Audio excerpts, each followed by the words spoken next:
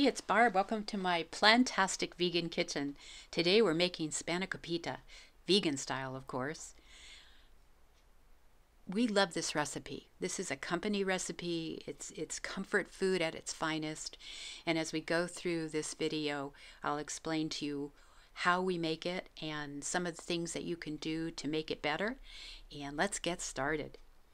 The first thing we did was use tofu. I love using tofu in this recipe. It gives it a really creamy flavor and texture.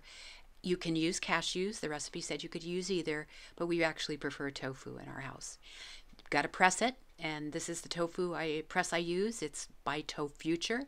I'll put a link to it below in the comments for Amazon.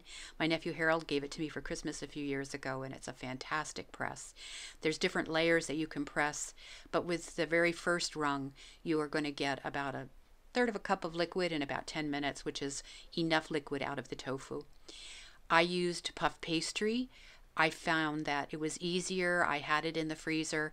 I didn't have phyllo dough. The recipe said you could use either, but I used puff pastry for this recipe. Then it was off to chopping the vegetables. There's parsley, green onions, white onions, garlic, dill, and mint in this chopping. It's great when you do the vegetables ahead because then you're just ready to get them all into the pan.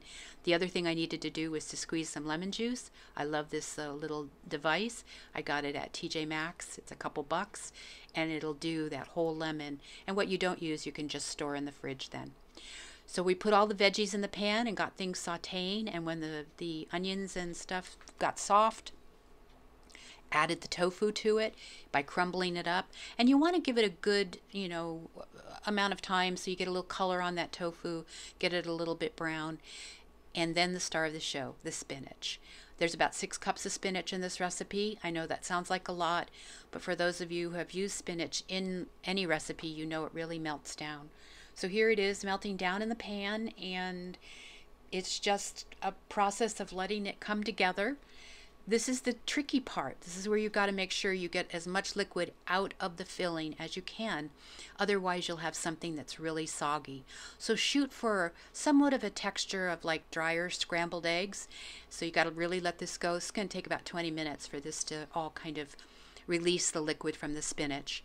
And then into the pan it's going to go. You put your puff pastry in the bottom, put your filling on top of it. There goes the top piece, a little bit of olive oil on there, and voila, baked and beautiful. This is a great company recipe, as I said. It is so delicious with the fresh dill and mint in it. You can add whatever spices you want. Hey, subscribe to my channel. Thanks for stopping by. Take care.